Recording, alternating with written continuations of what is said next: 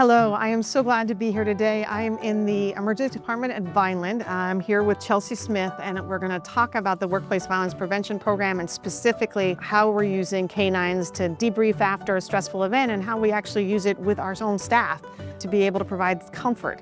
I'm going to be here 5 years in August, and it's amazing to me, all of the amazing things that have happened, but this is really at the top of my list in reference to keeping all of you safe as well as doing just amazing work. So Chelsea, you started in 2011 in a very different role than today. Yes, absolutely. I started as an emergency room tech in Elmer. And so in some ways, this is bringing you right back to where you started, right? Yes, yes. It's a complete loop of, I want to say that it brings me a little joy to do this for the ED staff, because when I was in the ED, we didn't have these programs with us. And I worked behavioral health and we didn't have those programs neither. So it helps during high stressful situations where we can bring that stress down for the staff.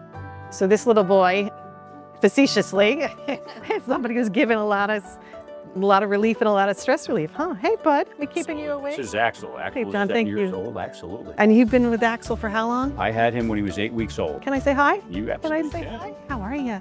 So Axel is far more than a therapy dog. A lot of people, compare therapy dogs. Not only is he a therapy dog, but he's actually a crisis dog. And Axel is actually a service animal. He actually went through and is a working service animal for PTSD for others. And he also is certified by the United States Police Canine Association.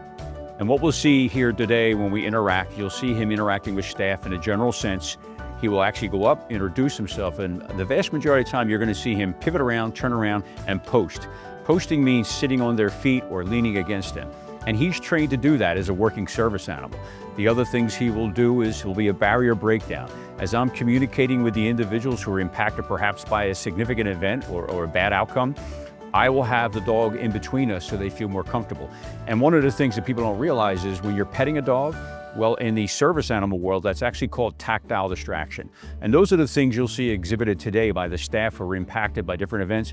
Today will start off as a regular baseline visit, but there's times where we're interacting with people who will actually identify levels of stress that may need a little extra attention. What's great about Inspira is they have the resources available to take care of their family members and make sure that they can point them in the right direction and make sure that they're the best they can be so that they can provide the best patient care they can.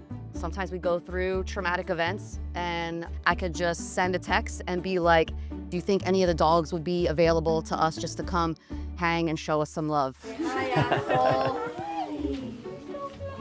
It's important that we interact with all the staff. We'll go to every floor because every floor is impacted, but certainly we'll focus on those high priority areas and make sure that those folks are doing well with all the stress and challenges they have on a regular basis. It's amazing how the dogs are trained to really pick up on the stress cues coming from people. And so they kind of recognize, who is the most stressed out, who needs the most help. And I think that really helps the staff to come in and recognize, which staff members are struggling. And it's so important to, reduce that stress because overall that prevents burnout. It's unconditional love that you don't get anywhere else.